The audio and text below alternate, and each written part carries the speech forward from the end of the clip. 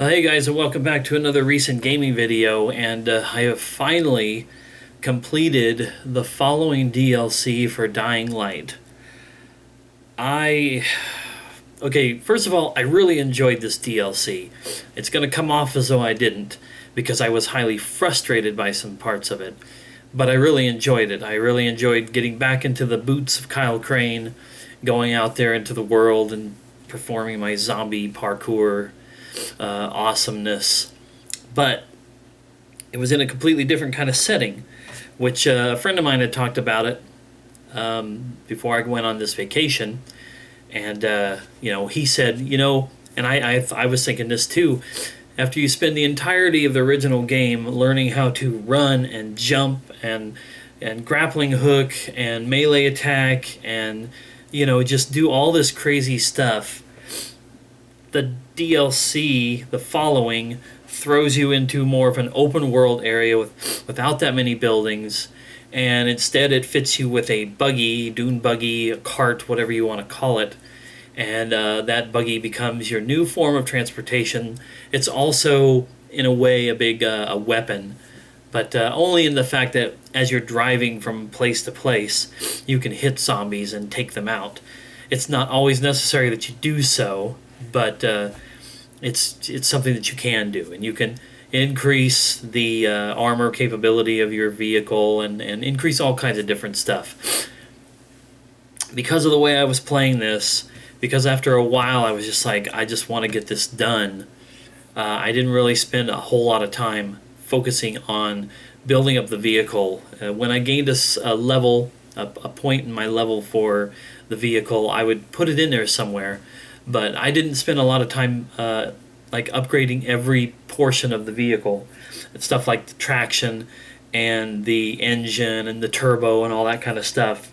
You could increase the level of those parts. You could add things to the vehicle. I only just in the last hour or so of playing it was able to put a flamethrower on it that I barely even ever used. Now, just a little bit about the game, I guess.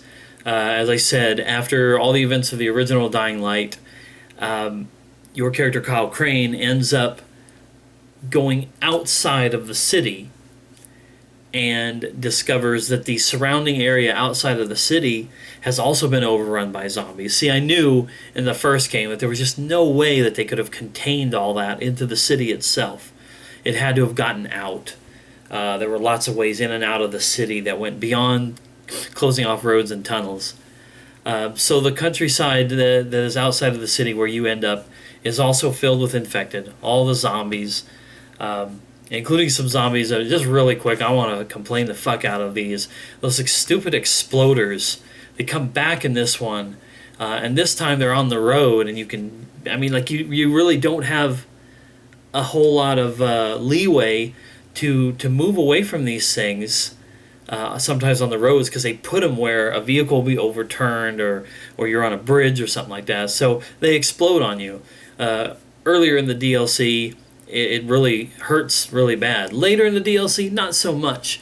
But still, what a pain in the ass. And the worst part about those fucking pieces of shit, when they explode, anytime anything explodes or anything makes really, really loud noise, from you shooting your gun to one of those things exploding, to even one of the guys wearing, it looks like a hazmat suit with an oxygen tank on their back. You don't even have to hit it in a way where it explodes. If it just hisses, it causes the runners to come out. And this is the worst part of it all. It's probably hard to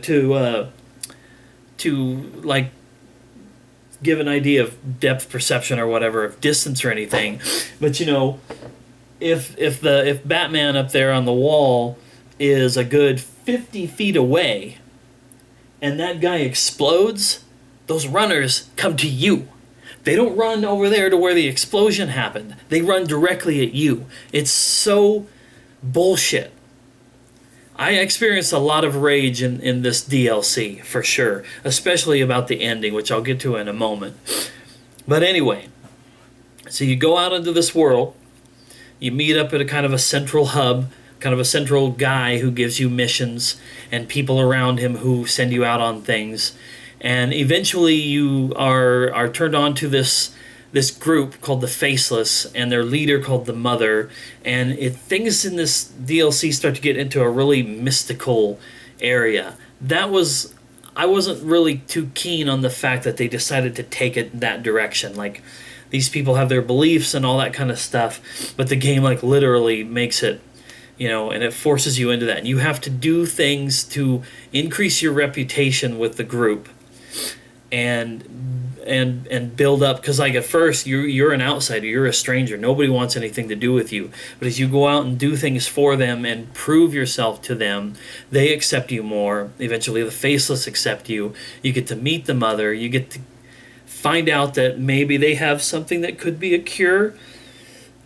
I guess we'll preface the next part of the video with the spoiler warning in case you don't want to know anything more about this, because this is newer.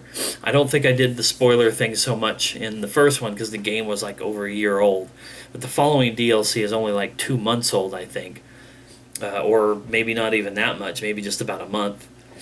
But anyway, they have something that would appear to be either a cure or something even stronger than antizin, that they can literally be in the midst of this stuff, and zombies can be all around and you can be right in the middle of them. And unlike having to gob yourself with zombie guts, they don't pay any attention to you. They don't even really seem to realize that you're there.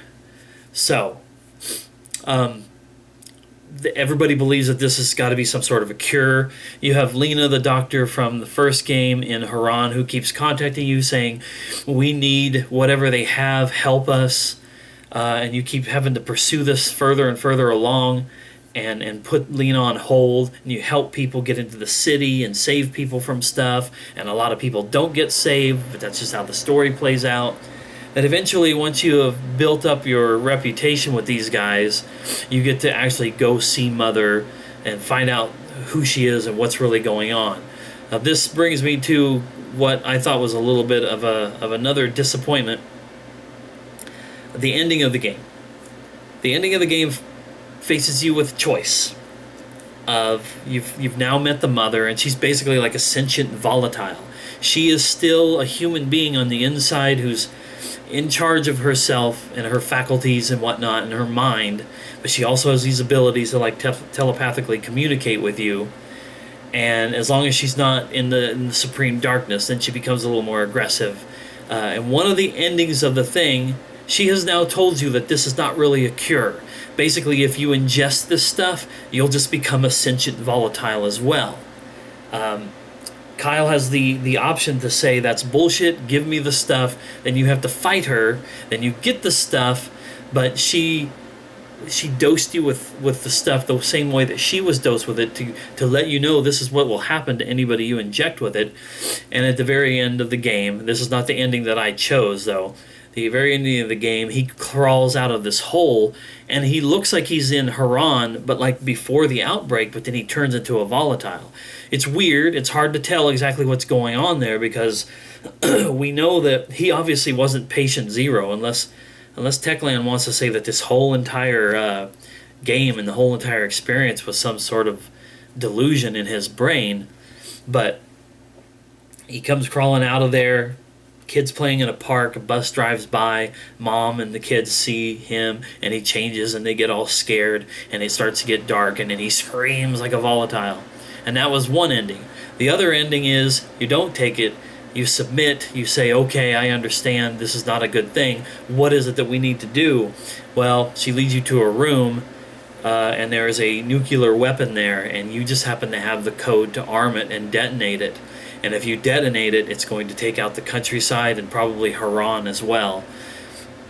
In my opinion, neither ending was satisfactory, and I'm not one of those, I wanted a good ending. I just meant that no matter which way you go, you don't have a cure, and you are now going to become a volatile and probably go back into the city and possibly even kill your friends, or you can pull the plug and kill everybody, but hopefully wipe out the virus completely. So, in my opinion, I just wanted the simpler ending, because like I said, I was kind of done. So I went with the simpler ending. I killed us all, and hopefully wiped out the outbreak. Probably not, because if there's going to be like more DLC or the Dying Light 2 or something like that, they'll have to be a way to continue, I'm sure. But like I said, the other option put me through a boss battle that I didn't want to deal with and turned me into a volatile, and in some sort of situation where I may have either been patient zero or there was just no help. No, there was just really no hope because I wasn't there to help. My character wasn't going to be a positive and productive, component to any kind of a good finale one way or another. So I just chose, like I said, the easy way out. The reason why I say I was just kind of done is because, okay, I mentioned earlier how much I got upset at the idea that if an exploder blows up and it's 50 feet away, 5, 6, 7 runners come to you and not to the spot of the explosion. That was something that I found very, very frequently annoying. There were a couple other things that I found annoying. The final sequence of the game, you are at a lighthouse on the far eastern side of the map. It is kind of visualized like right around here, and you have to drive all the way across the map over here to a dam. And not only do you have to get to the dam, but you have to get to the entrance. Well, of course, the entrance is not just a little door with nothing impeding your progress. No, you have to ramp onto this little dirt road, mow your way through a bunch of zombies, then you have one soldier with his gun standing there near the end that will shoot you with a couple shots and annihilate you. If you can kill him, then you have to climb. You do have to throw some of your parkour skills back in there, and get all the way to the top, winding around, and then finally get up to the very, very tip top. You have a timer for this. It starts at 5 minutes and 50 seconds to drive all the way across that map, go through all the zombies, through the one soldier guy, climb all the way up, and get to the very top where it will turn off the timer. If at any point along the way you either take too long, you crash, your vehicle runs out of fuel because you have to keep your vehicle fueled, if the zombies in the way get to you, if the guy shoots you dead, if you're climbing up the thing and you fall, which I did one time, maybe twice, fell to my freaking death. One time took too long and the timer ran out. Like I said, I probably 5, 6, 7 times I did this. The timer running out, dying, something coming along. It puts you all the way back at the lighthouse. Take that 3.5 minute drive all the way back through there. Kill or make your way through the zombies, through the soldier. Climb without dying. Somehow or another freaking jumping off because you hit a button once too many times or whatever. I was, like I said, I was so done. Every time it kept putting me all the way back at the lighthouse. I talked about at the ending of Dying Light how I had no problem with there being a quick time event battle to finish the game off because the sequence that got you there was so difficult. I just don't understand why. Difficulty is one thing, but making you completely start all over, drive that whole entire way again. I had like no med kits. Thank goodness there were med kits at the very end, and thank goodness I decided to take the puss way out and not even go with the ending where I had to do the boss battle, because I didn't want to do it. I was so done with it. And yet I still love this. I still love Dying Light, and I still love this DLC, but man, it frustrated me at times. It tested me at times. And I'm not the world's greatest gamer, and I never would lay claim to being. I got wrecked many, many times, but I beat the whole entire situation, the whole entire thing, and I'm so glad to be done with it. I'm ready to play something else now. So anyway, thank you for watching. I don't know exactly what's going to be the next game, although I think I'm leaning towards Just Cause 3, but we'll see. Anyway, stay tuned for whatever comes up next, and I'll see you guys in another video.